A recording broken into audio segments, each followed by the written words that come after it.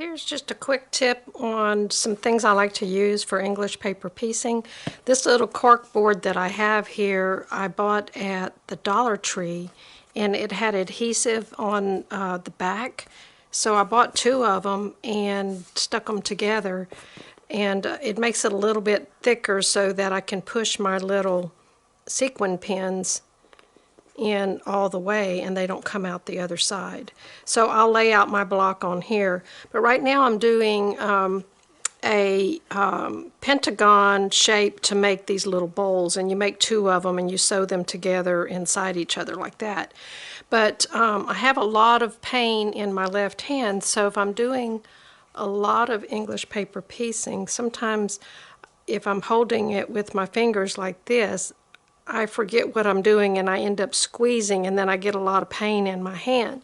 So I've tried the So-Tite and they work well, except for I'm constantly losing the little metal backing, and they're really strong. And this is the small version, and I believe there's some other ones that are different shapes. I think Tula Pink has one that's heart-shaped, but this is basically the same thing. This is a little badge magnet I bought on Amazon. I bought a set of them, and it's a little bit thicker than the So-Tites, and I like to have usually the metal on the back, and it's a little bit fiddly putting it together, but it gives me something thick to hold on to, and I don't have to hold it very tightly because the magnet squeezes my fabric together. But my absolute favorite thing is sometimes if I'm working on a complicated or got a lot of fabric going on here, I'll take just a little quilt clip to temporarily hold things together for me, just kind of out of the way so that my edges are lined up. And then I'll take these little, they're magnetic cable ties, so you don't end up losing one half or the other. So you have a magnet on both sides, and you can maneuver this thing out of the way. So I usually put one on the end of my block in the direction that I'm sewing. I like to sew right to left, so I'll just put it on the end just to keep the other end positioned where I want it. I don't worry about how close it is to the edge or whatever. And then you can also twist these. If that's in your way, you can kind of twist it down out of the way, and so far I've not had any problems even when I'm working on a big project. And then I take a second one, and then I get this one pretty close to the edge, enough so that I can push my needle through without hitting it with the needle. So I have a little bit of my fabric peeking out, so now when I hold this, it's nice and fat, and I'm just barely holding that, and it holds my fabric secure. So let me get a needle threaded and I'll do a couple of stitches. It's going to be a little hard for me to see because I normally hold my project up a lot closer to me.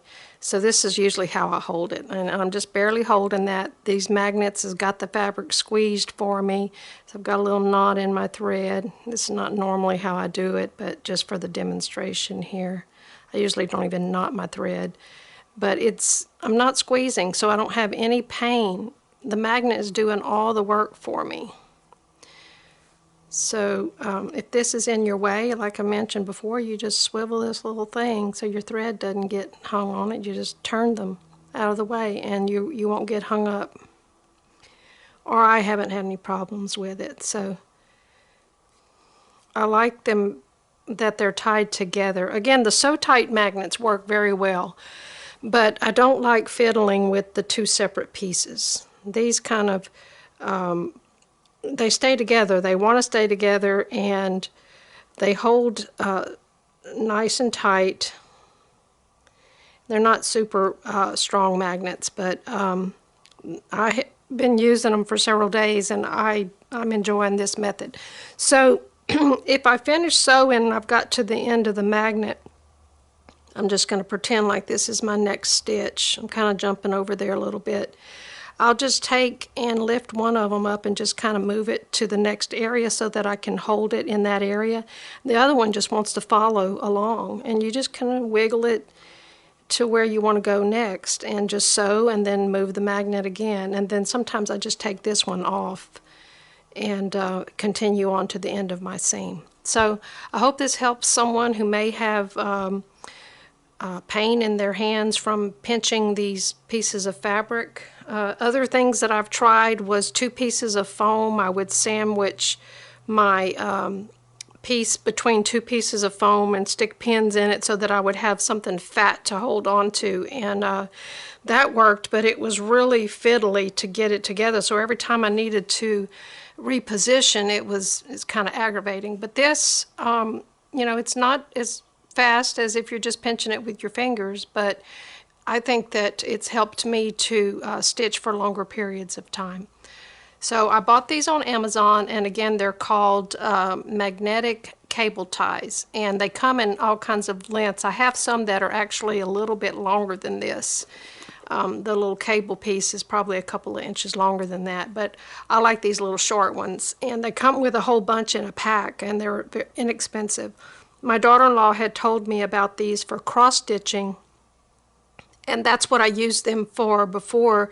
If you have a bunch of fabric hanging over your hoop, when you're cross-stitching, you use these cable ties on each side of the hoop to kind of bunch up the fabric for you, and they work really well for that. And also, it's a nice place to park your needle. Hope this helps.